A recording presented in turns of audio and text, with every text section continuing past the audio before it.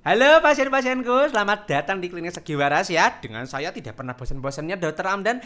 Saya akan menjawab semua pertanyaan Anda dari mulai pertanyaan yang berfaedah sampai pertanyaan yang membuat saya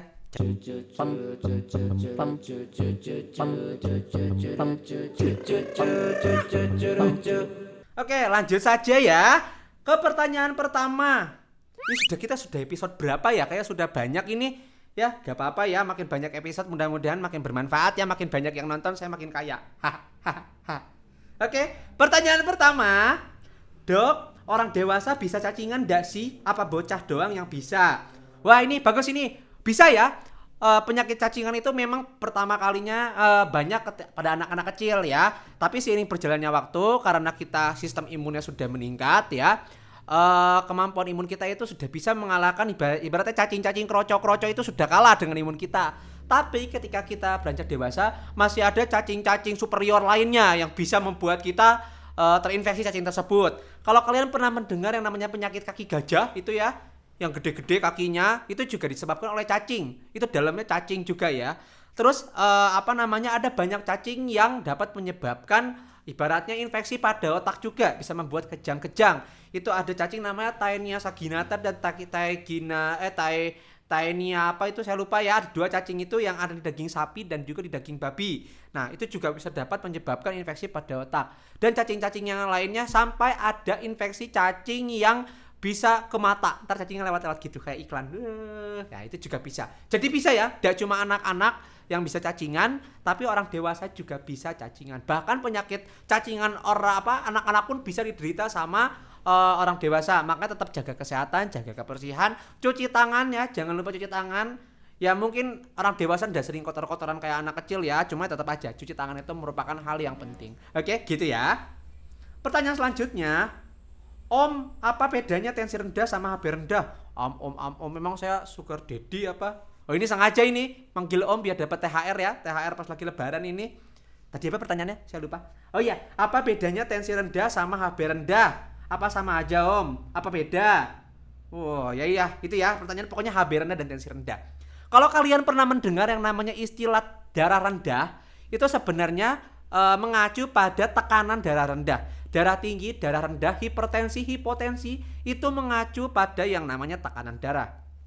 Apa itu tekanan darah? Nah, tekanan darah itu ini sedikit serius ya, sedikit teknikal tapi nice to know aja. Ketika jantung kita memompa darah, ada aliran darah.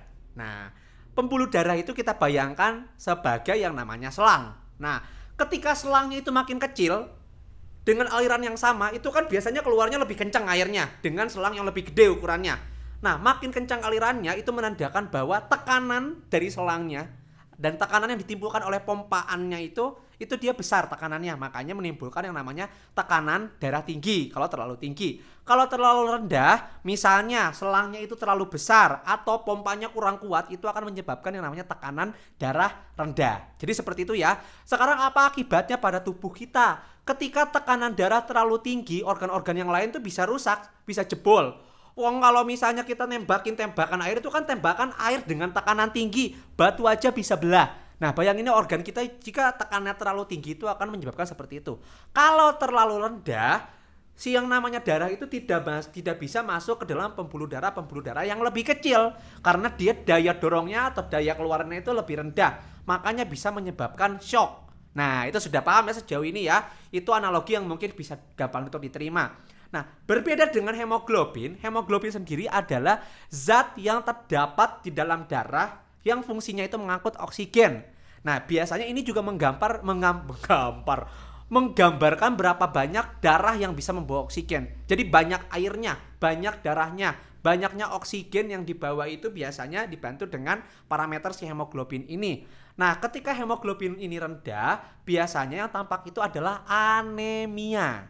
Nah, anemia itu biasanya pada perdarahan. Jelas kan kalau misalnya perdarahan artinya sel darahnya banyak yang keluar. Jadinya kurang. Darahnya ini oksigennya itu tidak bisa dibawa maksimal. Makanya ketika perdarahan bisa menjadi anemia perdarahan atau ketika kekurangan zat besi. Karena zat besi ini adalah fungsinya itu untuk bagian pembuatan si hemoglobin tadi. Hemoglobin itu terdiri dari Fe atau zat besi seperti itu ya.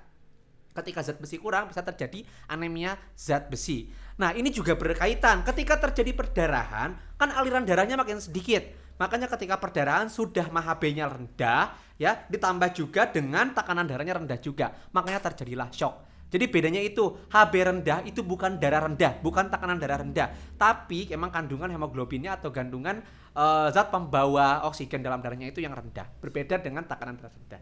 Oke, begitu ya. Nah, sekarang apa efeknya kalau misalnya salah satunya rendah? Tadi sudah saya jelaskan ya. Ketika tekanan darah rendah, artinya tidak tersampaikan tuh ke sel-sel yang kecil-kecil atau pembuluh darahnya. Makanya badan jadi lemas. Kemudian juga dapat timbul yang namanya shock. Karena nggak cukup nih. Organ-organ kita tidak menerima darah yang cukup. Kalau terlalu tinggi, tadi organnya bisa rusak. Makanya bisa terjadi juga stroke. Nah, ini juga bahaya. Bisa terjadi stroke dan bisa juga terjadi kegagalan organ seperti kegagalan organ ginjal. Terus juga bisa jadi ketika tekanan darah terlalu tinggi itu gejala-gejalanya pusing, nyeri pundak itu seperti itu juga bisa terjadi ya. Itu dia. Kalau HB-nya yang rendah, lemas, terus pucat, ya kelihatan biasanya kalau misalnya orang-orang anemia itu pucat. Terus misalnya kukunya seperti sendok, dia ada apa namanya, kukunya ada cekungan-cekungan seperti itu, sama lidahnya terlihat mengkilap. Nah, itu juga biasanya merupakan parameter yang dinilai oleh dokter. Oke, gitu ya. Lanjut ke pertanyaan selanjutnya ya. Dok, lebih parah mana sih, penyakit akut atau kronis? Nah, ini kalian sudah tahu belum nih bedanya akut atau kronis? Coba saya tanya yang itu, yang botak di sana. Ayo. Akut itu apa? Akut itu lama atau cepat atau baru? Akut itu lama. Kalau kamu, akut itu lama atau baru? Penyakit akut, diare akut. Oh, lama. Lama. Kalau kamu? Lama. Lama. Kamu? Baru. Nah, ini saya suka yang beda-beda seperti ini. Untungnya kamu benar ya. Nah, ini penyakit penyakit kronis ya. Penyakit kronis adalah penyakit yang berlangsung sudah lama. Nah, penyakit akut adalah penyakit yang terjadi secara tiba-tiba. Misalnya stres akut. Dia stres karena ada sesuatu atau kejadian yang terjadi secara tiba-tiba, dia jadi stres dalam waktu yang cepat. Penyakit jantung kronis. Artinya penyakit jantung itu dia progresif, dari yang awalnya ringan makin lama makin berat, dan kelihatannya seperti ringan. Kenapa? Karena tubuh sudah mengkompensasi, tubuh sudah mengurangi gejalanya. Itu adalah penyakit kronis. Kalau penyakit akut yang tadi ya, tiba-tiba diare akut, mencret, muntah-muntah, lemas badannya, bisa shock juga karena kekurangan dehidrasi juga ya. Nah, itu penyakit akut. Jadi akut itu tiba-tiba, kronis itu terjadinya progresif atau sudah lama. Tapi itu tidak selalu menggambarkan keparahan ya. Penyakit ginjal kronik itu dia lebih parah daripada penyakit ginjal yang akut. Kenapa? Yang akut itu dia reversible, bisa dikembalikan lagi fungsinya, bisa dikembalikan lagi. Sedangkan kalau misalnya yang kronis itu susah untuk membalikannya, makanya harus yang namanya cuci darah, bahkan transplantasi ginjal. Berbeda dengan misalnya hepatitis akut. Nah, hepatitis akut itu adalah penyakit liver yang akut, yang tiba-tiba terjadi. Nah, biasanya gejalanya lebih heboh. Biasanya sampai demam tinggi, badannya kuning ya, kayak Tinky Winky. Siapa yang kuning itu kalau Teletubbies itu namanya? Lala, kayak lala kuning gitu ya. Itu pokoknya kuning.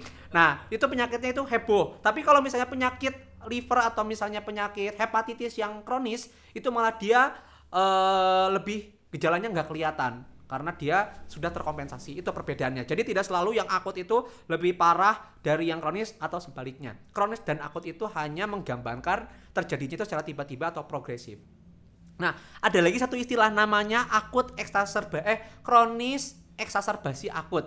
Apa itu artinya? Ketika seseorang punya asma, contohnya ya, asmanya sudah kronik. Asma itu biasanya dari kecil sudah ada asma, tapi sudah terkontrol dengan obat, tidak ada masalah. Nah, tiba-tiba kambuh. Nah, kekambuhan itu disebut dengan eksaserbasi akut atau kejadian yang akut pada orang dengan penyakit yang kronis. Itu ya. Wah, kalian nambah pinter ini, makanya daripada perang tawuran ini ya, tawuran sarung ya, mendingan nonton acara saya. Oke? Gitu ya. Untuk acara hari ini mudah-mudahan bermanfaat ya, karena saya makin lama ini sudah harus istirahat, ini sudah